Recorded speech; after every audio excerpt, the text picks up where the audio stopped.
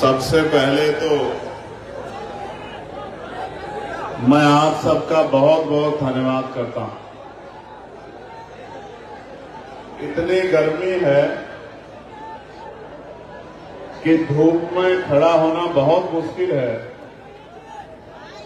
और जिस कड़ी गर्मी में जिस तरह का प्यार आप लोगों ने दिखाया है, मैं इस प्यार को जीवन भर नहीं भूलूंगा। बहुत बहुत धन्यवाद आप सब लोगों को।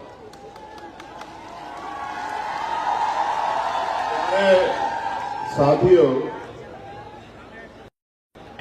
से आग्रह करूंगा कि अगर वो थोड़ी सी मदद करा देंगे व्यवस्था बनाने में, ये वाली पंक्तियां सामने वाली, तो फिर अच्छा हो जाएगा।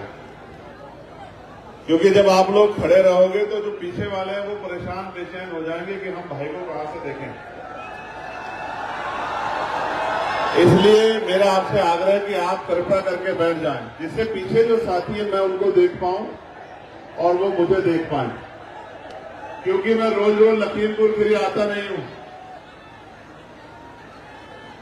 और उनको भी घर चलाने के लिए मेहनत मजदूरी काम धाम करना पड़ता है, तो वो भी बेचारे रोज रोज रैलियों में जा नहीं पाते हैं।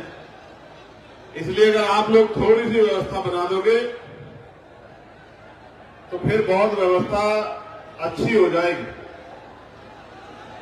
प्यारे साथियों, सर्वप्रथम मैं, क्योंकि सम्राट अशोक जी की जयंती के अवसर पर हमने ये कार्यक्रम अपने साथियों के साथ चर्चा करके तय किया था कि हम अपने महापुरुषों की जयंती पर बड़े आयोजन करेंगे। इसी कारण से ये कार्यक्रम लखीमपुर खीरी में रखा गया। सर्वप्रथम मैं सम्राट अशोक जी को, जो एक ऐसे नायक, ऐसे योद्धा, एक ऐसे चक्रवर्ती सम्राट जिनका डंका पूरे एशिया में बजता था, उन सम्राट अशोक जी को अपने प्यारे श्रद्धा के सुमन अर्पित करता हूं। ऐसे तो सभी लोग नहीं आ जाएंगे और उनकी जयंती पे आप सब लोगों को बधाई देता हूं। यहां इस कार्यक्रम को करवा रहे भाई सुनील कुमार चित्तौड़ जी, सौरभ किशोर जी, इमरान खान जी, श्री कृष्ण जाटव जी, यशवंत मौर्य जी, काम यही करने आया यार तुम। लाखन सिंह चक जी, अनीस गाजी जी, अरविंद राजवंशी जी, अमित गौतम जी, बहन कामना जगन्नाथ जी, प्रतिमा चक जी, डॉक्टर संतोष जी, विजय सिंह जी, रोहित चौधरी जी, विष्णु चौधरी जी, सोहेल खान जी, हरदीप सिंह जी, मोहम्मद आकिब जी, भाई कुलदीप भार्गव जी, अजय गौतम जी, एडवोकेट सफीक जी, सुनील चौधरी, दाताराम वर्मा जी, दयाराम मौर्य जी, डॉक्टर निसार जी, शिव कुमार वर्मा जी, ओम प्रकाश मौर्य जी, एडवोकेट रामेंद्र वर्मा जी, तुलसीराम वर्मा जी, रामचंद्र गौतम जी, श्री पाल सिंह जी, रोहित गौतम, राहुल गौतम जी, रविकांत गौतम जी, सुषमा राज जी, जगमोहन जी, मुझसे पहले अपनी बात को रख रहे रामेश्वर पवन जी, भाई शेरबाज जी, ओमपाल जी, पूर्व विधायक जो हमसे पहले यहां अपनी बात रख के गए, मैं उनको भी और सबसे ज्यादा बधाई मैं एक एक कार्यकर्ता भीम आर्मी आजाद समाज पार्टी को देना चाहता हूं। इसलिए देना चाहता हूं कि इस गर्मी में तो बड़े बड़े पेड़ पौधे मुरझा जा रहे हैं, लेकिन इस गर्मी में भी आपकी चेहरे की चमक और पसीना बता रहा है कि आपने जो ठाना है वो 2027 में कामयाब होगा। मैं यहां बड़ी संख्या में पहुंची मेरी माओ बहनों को भी, छोटी बच्चों को भी बहुत बहुत धन्यवाद करना चाहता हूं और दिल से उनका स्वागत भी करना चाहता हूं। जो मेरी बहनें और हमारी बच्चियां और हमारी मां यहां बैठी हैं, हमारे वॉलंटियर फोर्स के साथियों का भी मैं धन्यवाद करना चाहता हूं। और जो वॉलंटियर बहनें आज हमारी हैं यहां, जो नीली और सफेद साड़ी पहनकर जो मोर्चा संभाले हुए सारी वॉलंटियर बहनों को भी बहुत बहुत धन्यवाद देना चाहता हूं। और मैं दिल से धन्यवाद देना चाहता हूं पुलिस के भाइयों का और हमारी पुलिस की बहनों का कि वो भी बहुत मजबूती से मोर्चा लेके गर्मी में अपनी ड्यूटी का निर्वहन कर रही है। सांस्कृतिक विरासत हमें सौंपी है और साथ साथ गुलाम भारत में और आजाद भारत में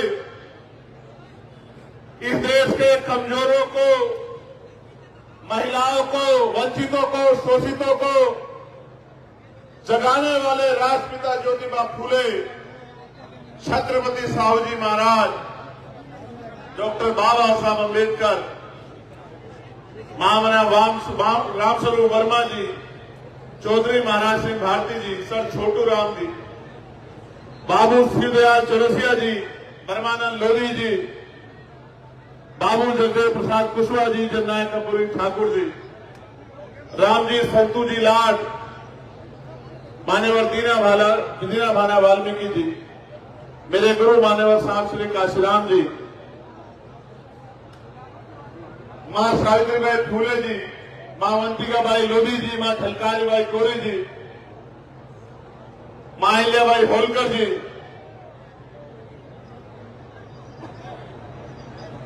उन तमाम वीरांगनाओं को, देश के वीर अमर शहीदों को जिन्होंने देश के लिए बलिदान दिया, उन सबको नमन करता हूं। और नमन इसलिए कर रहा हूं कि जब भी आप उनको पढ़ोगे, उनका जीवन देखोगे, उनका संघर्ष देखोगे, मैं गारंटी से कहता हूं कि आप भी मेरी तरह सो नहीं पाओगे। मेरे लोगों, मेरी बात को आप याद रखना। मैं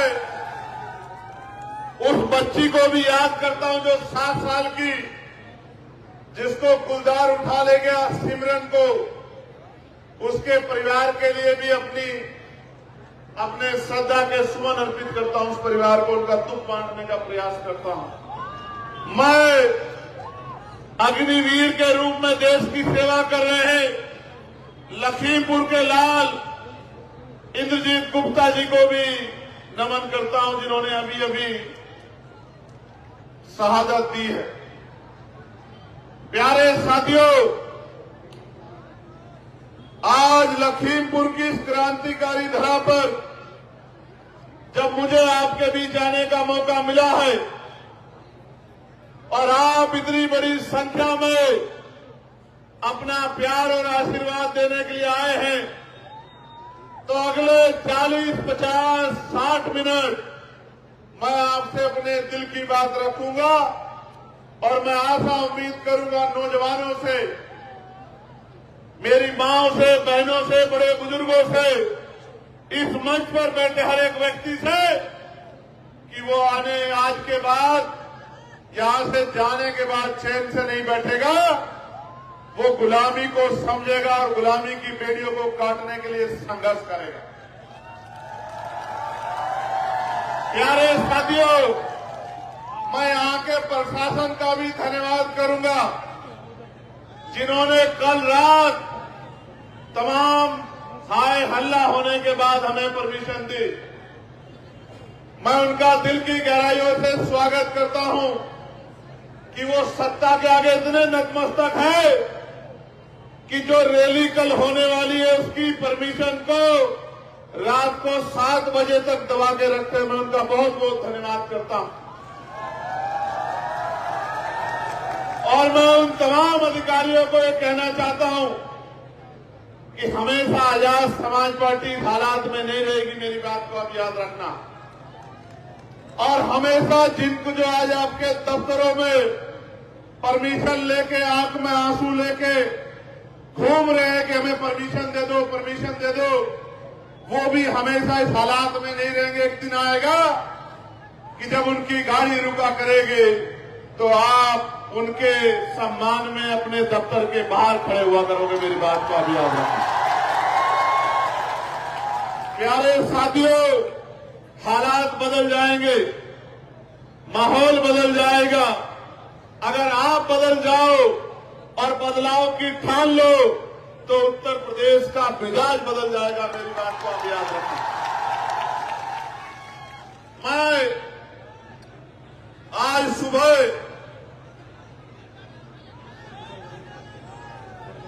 शहीद आजम सरदार भगत सिंह जी से मिला। जब मैं उनसे मिला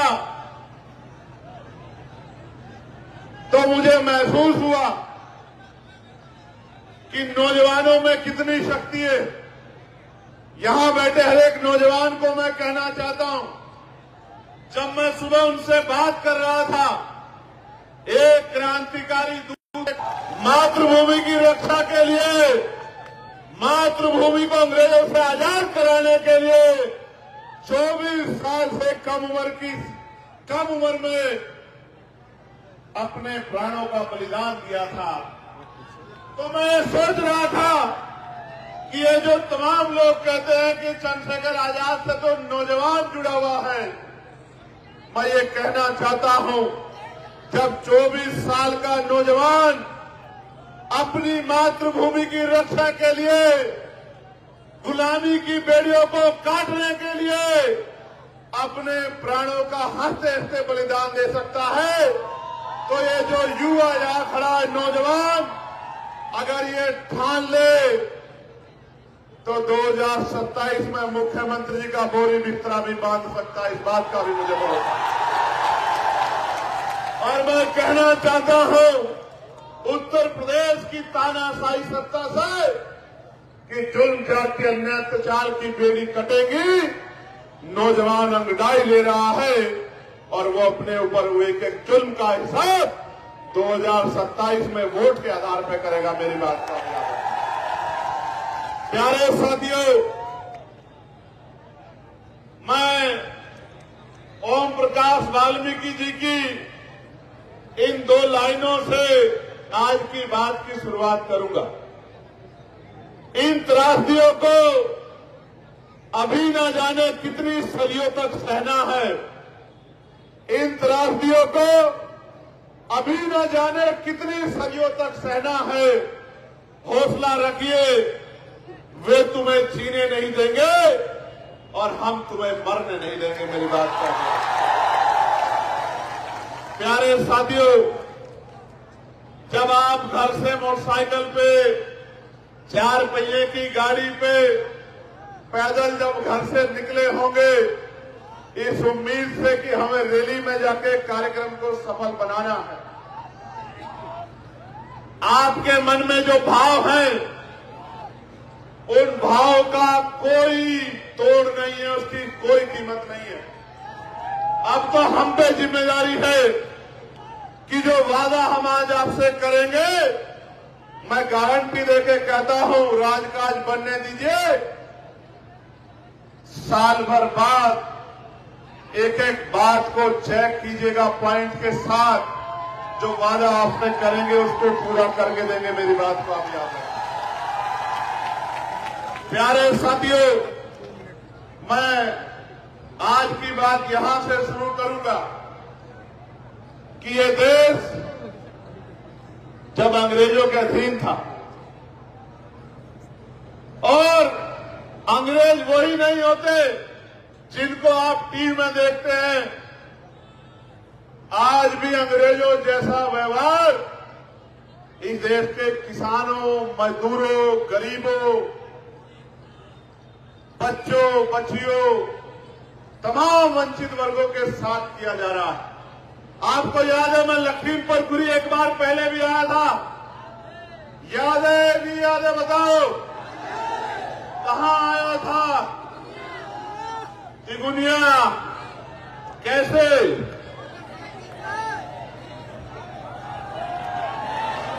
जब सीतापुर से भी पहले पुलिस ने मुझे रोककर वापस कर दिया, तो पुलिस के भाइयों का सम्मान रखते हुए 7 घंटे मोटरसाइकिल की यात्रा करके हम लोग तिगुनिया पहुंचे थे।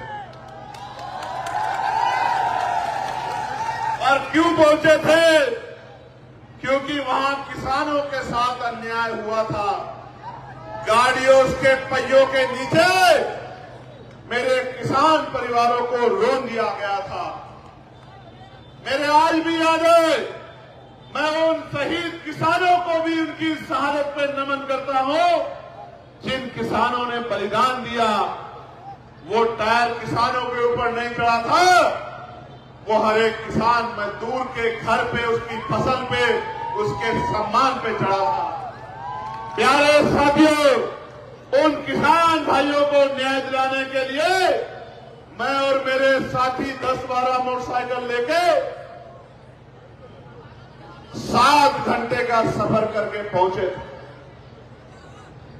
और आपको याद होगा, मैं बधाई देता हूं आपको कि ऐसे गुंडों को आपने उनकी शक्ति छीन के सत्ता से बाहर करने का काम बहुत मजबूती से किया। इसके लिए मैं आपको बधाई देता हूं। लोकतंत्र की शक्ति उनको दिखाई कि अगर कोई गुंडागर्दी करेगा तो दोबारा लोकसभा की चौखट नहीं देख पाएगा। मैं आपको बधाई देता हूं, आपने बहुत मजबूत फैसला। प्यारे साथियों, बाबा साहब अम्बेडकर 1930 में बात कहते हैं कि हमारे दुखों को हमारे सिवाय कोई और नहीं मिटा सकता है। हम भी इन्हें तब तक नहीं मिटा सकते जब तक राजनीतिक सत्ता हमारे हाथ में नहीं हो। मेरी बात पे गौर करो।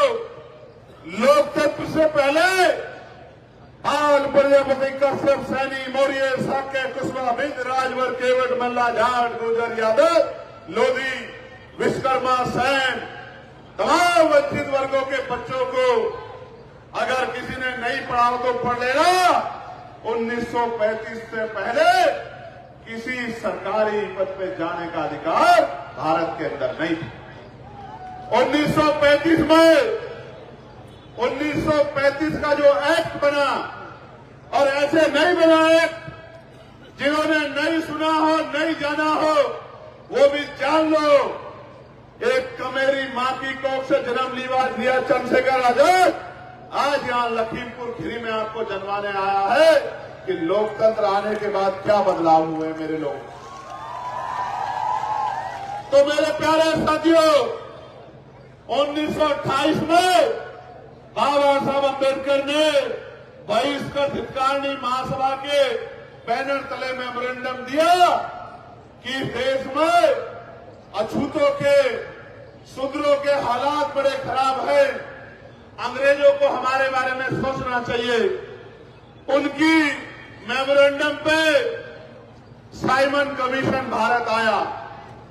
नौजवानों को पढ़ना होगा, अगर लड़ना है तो पढ़ना होगा, और अगर जीतना है तो पढ़ के संघर्ष करना पड़ेगा। मेरे नौजवान साथियों, 1929 में साइमन कमीशन ने जो सर्वे किया, 1929 में जो अपनी लड़ाई खुद नहीं लड़ सकता, उसकी लड़ाई कोई नहीं लड़ सकता। लड़ने मरने से अच्छा है लड़ो, लड़ो, और तब तक लड़ो तब तक आप क्या तो हार ना जाओ या जीत ना जाओ, तब तक लड़ो। 1930 में साइमन कमीशन ने रिपोर्ट दी, और 1930 में ही गोलमेज कॉन्फ्रेंस हुई। पहली गोलमेज कॉन्फ्रेंस में बाबा साहब अम्बेडकर ने कमजोरों के लिए, महिलाओं के लिए, दलितों के लिए, पिछड़ों के लिए